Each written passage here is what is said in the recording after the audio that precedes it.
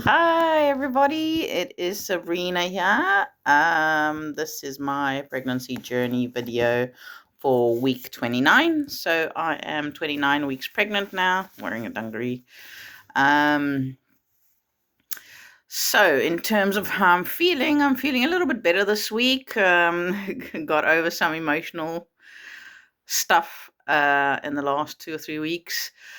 I'm feeling a bit better for having spoken to my husband. We're doing a lot more chatting more often in terms of how to deal with little situations with my son, my 3-year-old, because we have had a little bit of tension between us in the past few weeks because of me feeling like I was doing a lot of stuff and him not feeling like he was doing enough or like everything was wrong. And, a few little battles with my son and us having kind of different parenting styles, but also trying to mesh them and also learning along the way. So, obviously, sometimes you do things and then you know that it didn't work and you feel guilty about it. And you go and look at other videos and methods to use and what's better, and then you test it all out and you see what works and what doesn't work and how it meshes well with the family dynamics. So important to keep the communications up, and we have been making an effort in that sense, and it's been quite good. So this week I felt a lot better. I am still tired, struggling with sleeping. Have a lot of pillows around me while sleeping, which have helped a lot actually. I've also bought a big U-shaped maternity pillow, placed it on my bed, and then like 2 or 3 other pillows around it so it can kind of prop me up a little bit while I'm sleeping, especially if I want to sleep on my back, because I've been having lots of pains in my hips, so I have to balance that out with sleeping on my side and sleeping on my back, because if I sleep on my side, my legs hurt. If I sleep on my back, I can't breathe. So yeah, it's been fun. As you can see, the hair is getting worse. This, like, anyway, the new growth is just popping out, doesn't go down, doesn't want to stay. But I don't mind. That's okay. At least I'm not losing hair, um, which will happen 3 to 4 months postpartum, by the way. So, what I want to talk to you guys about today is then, in terms of my pregnancy journal, is a little bit of advice, but also a little bit to do with my to-do lists. So, in terms of money and stuff, make sure that you get one of these little letters, maternity certificates. It's a MAT B1. These are very, very important because every woman, even if you are not working, you get the right to statutory maternity pay through your employer if you are working, or through your own business if you own your own business, or you are a director of your own business like I am. So I stopped working about a year ago and decided to open my own business, and it has been difficult because I've kind of like lost the a right to the working parent free childcare allowance stuff. So we're trying to work around that now. But at least you can still get a maternity allowance. So you have to then get something called an SMP1 form and fill that in as well. You download it from the government website, and then you fill it all in. And so that's what I'm going to do. I'm going to actually send the paperwork in today. Let's see. And you have to send in some little three pay slips and whatever. It's quite a long document. Part A of your employee. So this is the what's this one called? This is the SMP1 document, and it's got a few pages, 3 or 4 pages. Just statutory maternity pay document, that's what it's called, SMP. And then you also have to do for the maternity allowance documents. So I can't remember what the acronym for this one was, but anyway, quite a few long pages that I've got to hand in. a lot of questions that you have to get through, but it's worth it in the end for you to get your money that you deserve. So make sure that by the time you are about 26 weeks pregnant, you start looking at this and getting this document from your doctors or your maternity unit or your midwife, and get that sorted as soon as possible with your employer or by yourself. Also, there was something else that I wanted to talk to you guys about. Yeah, so when you are this, relevant whether you're first-time mum or not, but I've been finding that a lot of my mum friends, even with more than one child, they don't know about the tax-free childcare account. So in the UK, you can go onto the government website and apply for a tax-free childcare account.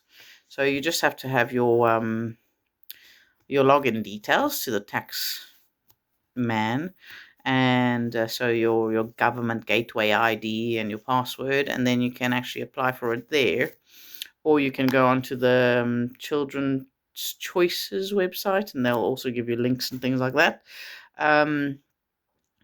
If you go onto the NHS maternity website or app, they will also help you. It's the Start for Life app, and that will also give you lots of information about this. Also, be sure to, when your baby arrives, or even before, you can also start the application for child benefit. I think usually automatically you get that posted to you with all the documents to apply for it, and that's also like an extra £102 into your bank account every month, so that will help. So the free childcare, the tax-free childcare account is where you so you get a child minder or nursery, and you then add them onto that account of yours.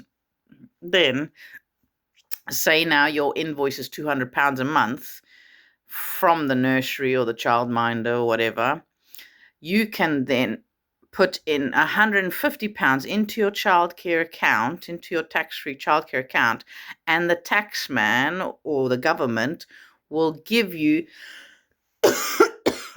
the tax-free on that. So they will top the account up with another £40 or whatever, and you just have to make sure that you got the £200 in the account, and then you can pay directly from your childcare tax-free account to your nursery or your childcare provider, whichever one you choose, and you can link it like that. So we, in the first 2.5 years of Bo's childcare, we saved a lot of money. I think you can get up to £500 of tax every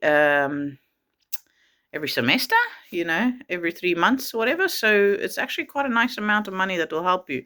So do that. And then you can also much easily apply for the 15 free hours a month, or the 30 hours, depending on which year your child is born. I think from now on, it'll be 30 hours a week for every child. I can't remember. From 9 months old onwards.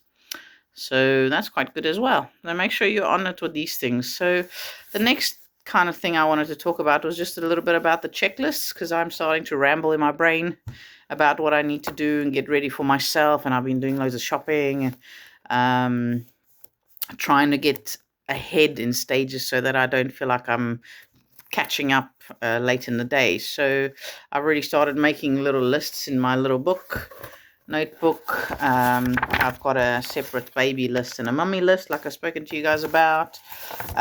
So like for the baby list, I've got things like blankets, bottles, sterilizer, pram, side cot, nappies, wipes, cotton wool wipes, Calpol, bibs, baby grows. I don't know if you know what Calpol is. It's like paracetamol for young little babies. You can get it for and give it to them from 2 months onwards. Really helps with headaches, teething, pain, fever, anything they need.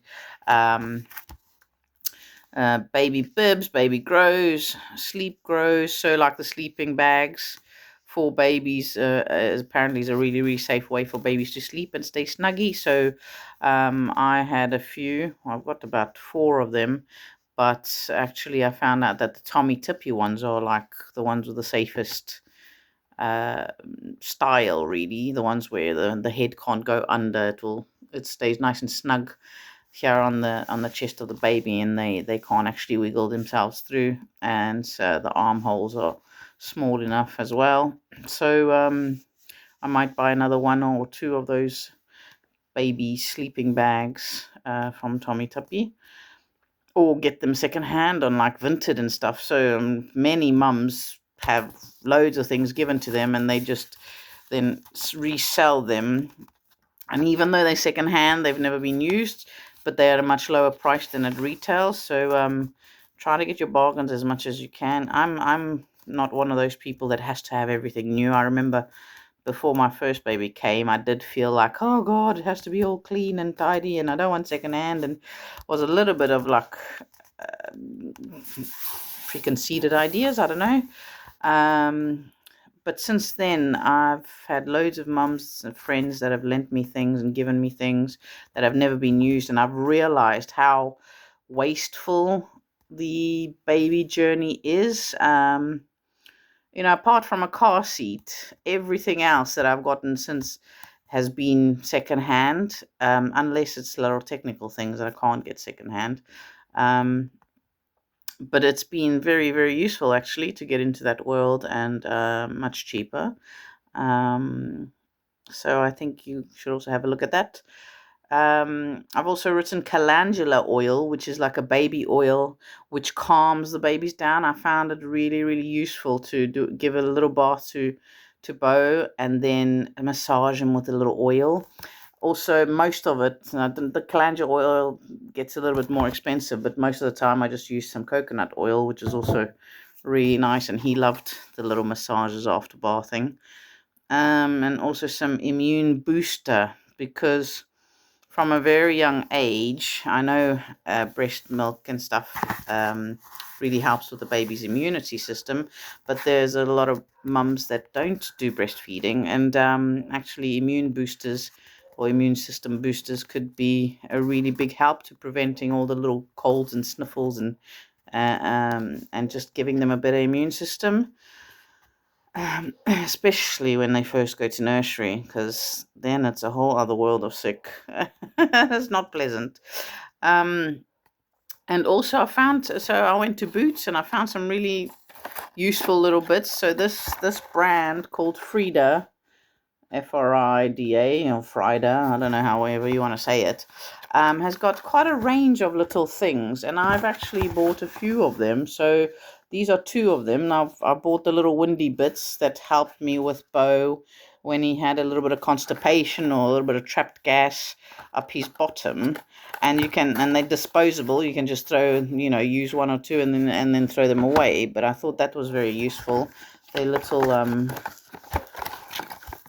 bits that you kind of put a little bit of oil on, like coconut oil or olive oil, anything, and you just spread it on there, and then you can put that up the little baby's bottom. They don't actually feel it. He didn't feel or show any signs of discomfort, but it actually just opens it up and is able to release a bit of trapped wind or constipation. If they do get constipation once they start eating solids and stuff, I found that these windies are very, very useful. And also this kind of soother shaped medicine dispenser, you kind of put it over the little syringe that the doctors or whatever, or the Calpol comes with, and the babies kind of take to it easier and sit and suck on the medicine a lot better. Also very, very essential to have a temperature thermometer for them. These ones, they say, are the best, the ones that go underneath the arm or inside the ear. None of the forehead ones, because they are inaccurate. So try and get one of these. I've also got, so I did speak in one of the videos about dummies. So like I said, I don't really like the use of dummies, but they can be the best soothing agent ever to help you not have them on your boob all day. And there was a point when I think Bo was about 2 months old or 3 months old. 3 months old, I think. And I just felt like I was stuck to the sofa all day with him on my boob, and he just wouldn't want to let go, and I started going a little bit crazy. So I bought some other soothers or pacifiers or dummies, and did not like that at all. It changed the way his mouth's shape, and it changed his breastfeeding, and then it started hurting me. So I decided to buy these Tommy Tippy ones that are supposed to um, mimic nipples better, and the shape of the breast, so that the baby's mouth still stays open and doesn't clamp down too hard. And these ones worked a lot better for him, and he was happy with these. So I'm going to keep them and buy some more for the new baby. In terms of car seats, this is the one I got in for baby. Really useful. Got some extra padding and things for him. It turns 360 degrees. It's easy to clip in. Got ISOFIX. But any new baby car seat is useful. But you have to have one of these, because the moment you have a baby, especially if you have it in the hospital, obviously they will not let you leave the hospital without a car seat. So that's big time on the list. One of the first things to buy. I did buy this nose sucking thing from Boots. I used it once. Bo hated it. He screamed his eyeballs out. So I haven't really used it since. Don't know if I'll use it with my second baby. Babies do get very snotty and gross. Well, it's in a box. I can sterilize it easily. So if I do want to use it, I'll use it. But I'm not 100% sure about it. So that's one thing maybe don't buy. Like I said, if you sign up to the Bounty app or the Emma's Diary app, you get all these like freebie little bags with lots of freebie samples, and they last a long time. Like, these freebie samples will go a long way, and they'll help you with brushing your teeth for the first time, 0 to 2 years, and give you things that you never thought you needed. So yeah. What else? A little baby brush hair, just to brush hair and stuff. One very, very important thing I wanted to talk to you guys about is young babies. Nowadays is this thing that they say that you shouldn't wash a baby and use shampoos and stuff, and that's all well. I also only started giving baths to Bo, like proper water baths, when he was about 3 or 4 weeks old, and I started that very quickly because I read up on what's the those crusts on the scalp. What's it called again? I can't remember. I just forgotten about it. I just forgotten what it's called, but it's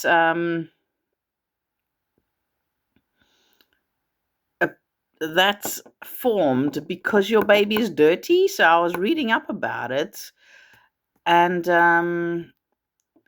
it came up that it's a mixture of the oil, hair oil, and follicle oil with bacteria.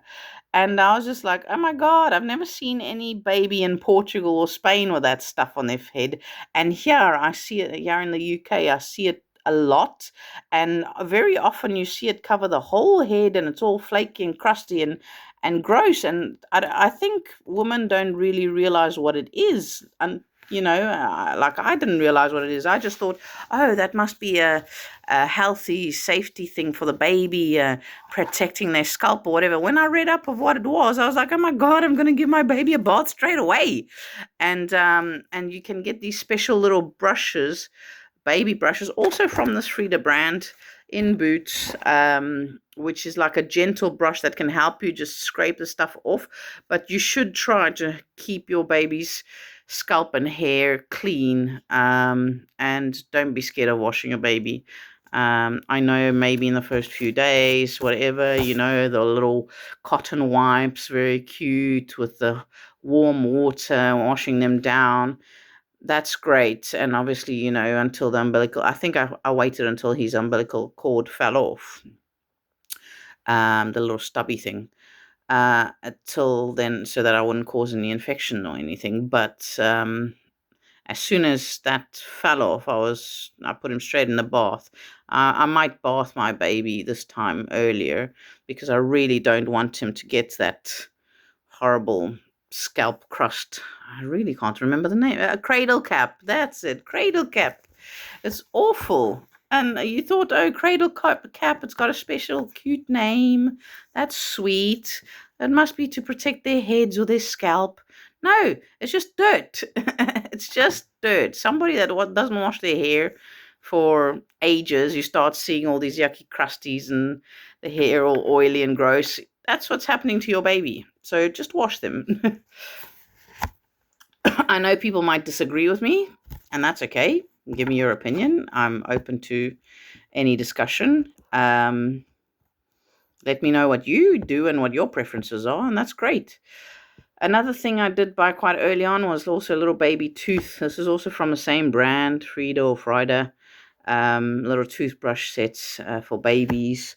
I also had a little plastic things that go over your finger that's very, very soft, and it rubs your baby's teeth. I don't know where they are now. Not here.